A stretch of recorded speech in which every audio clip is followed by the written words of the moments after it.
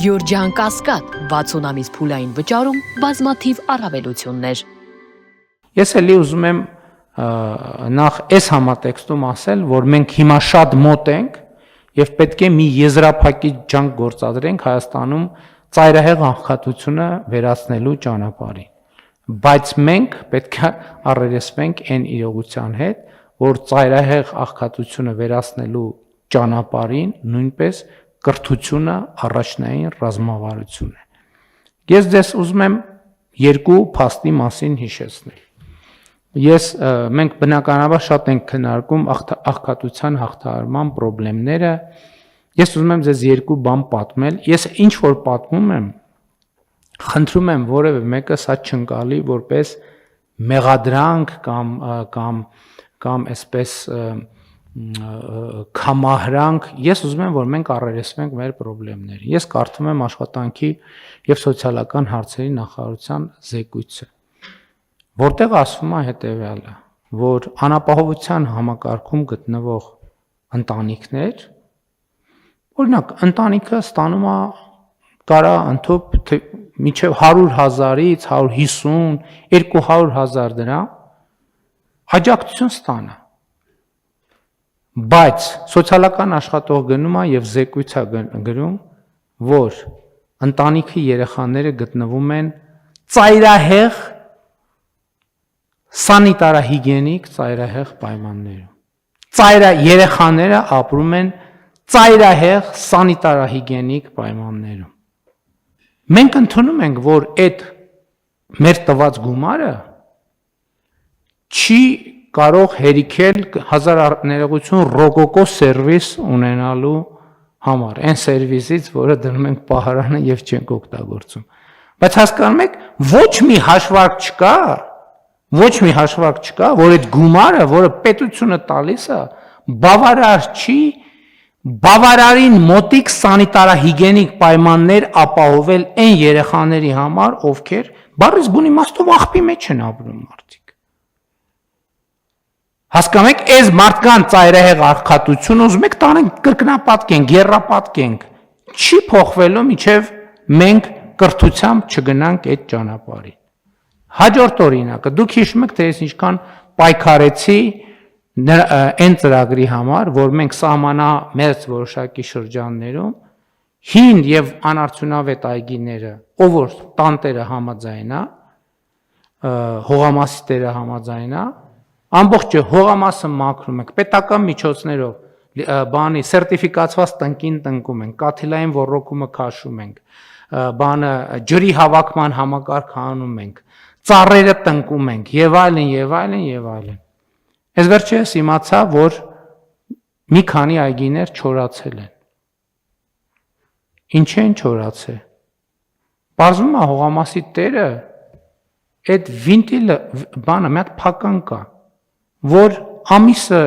3 անգամ ուղղակի սենց մի հատ գործողություն պետք է աներ, էլի հասկանում եք, սենց մի հատ գործողություն է, սենց է փականը, պետք է գար սենց աներ։ Չի արել այդ գործողությունը։ Հասկանում եք, փական է, կաթիլային ոռոգման, մի հատ սենց է, պետք է գնար ամիսը 4 անգամ, պետք է աներ սենց։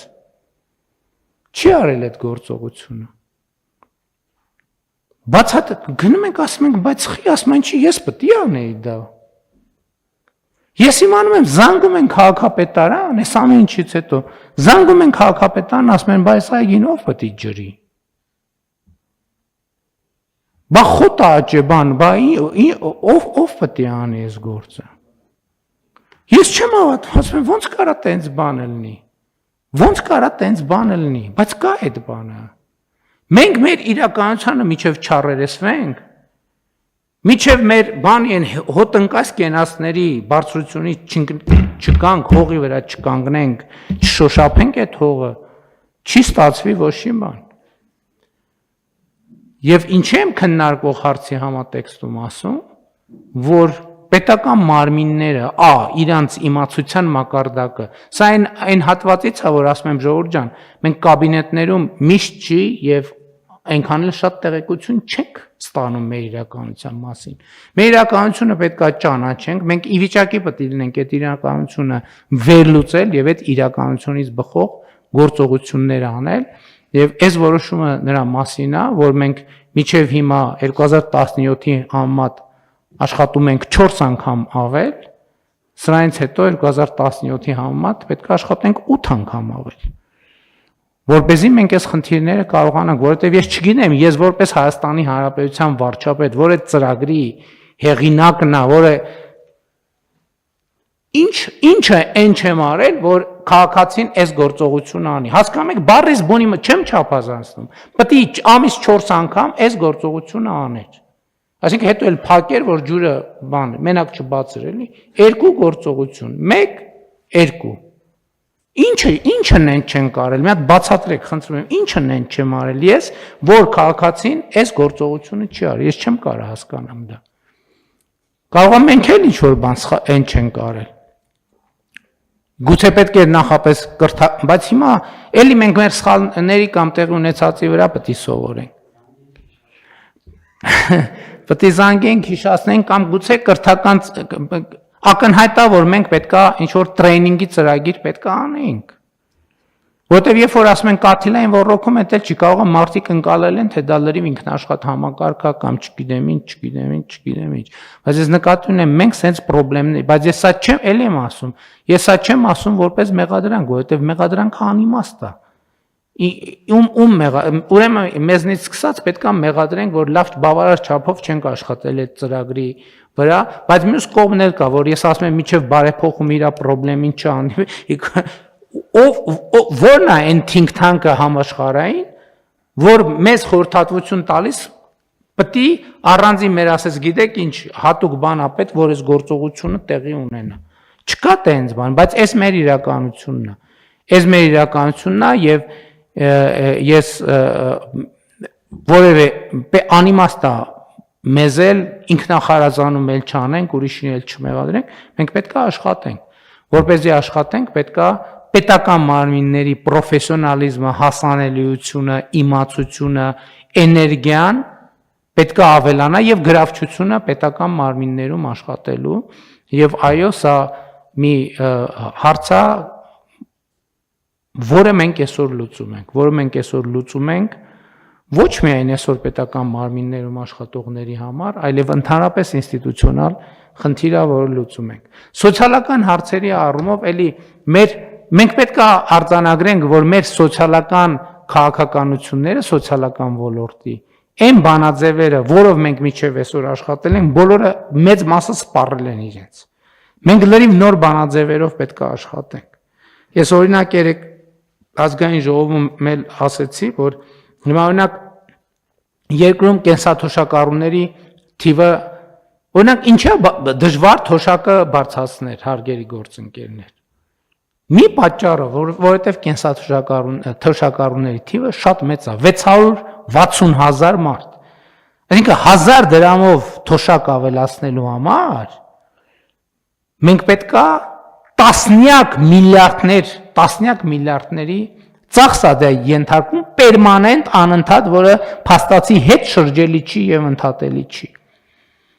Եվ մեր խնդիրը նաեւ էսա եւ նաեւ մեր խնդիրը քաղաքական առումով նա է, որ մենք մեր տնտեսական զարգացման, մեր պետական շահի տնտեսական զարգացման շուրջ մեր ռեսուրսի մաքսիմալը օգտագործենք։ Եվ այս համատեքստում ես էլի կարևոր եմ համարում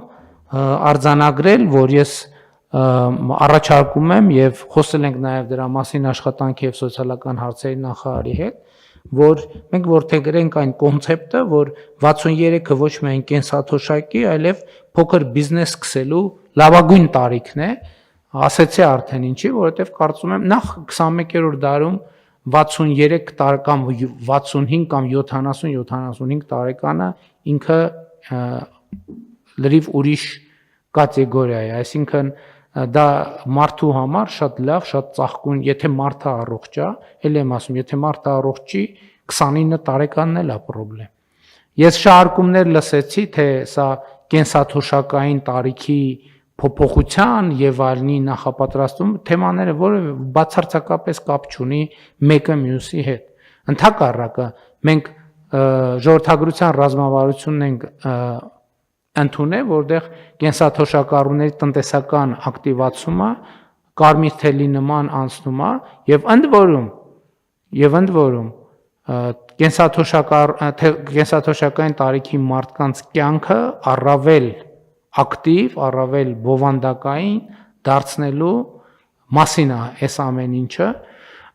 եւ այս ամեն ինչը էլի մենք որ խոսենք մեր ռազմավարությունները մենք մյուս տարի հույս ունեմ կառավարության առաջին նիստում կընդունենք մեր տնտեսական քաղաքականության նոր տնտեսական զարգացման նոր դոկտրինը եւ այլն եւ այդպես շարունակ մեր աշխատանքը մեր օրակարգը ծավալվում է մեծանում է եւ պետական կառավարման համակարգը պետքա պատրաստ լինի սպասարկել այդ ահռելի օրակարգը եւ ես էդ է պատճառը որ ընդունվող որոշումը տեղավորում եմ հենց մեր նշած ռազմավարությունների արդյունավետ իրագործման համատեքստում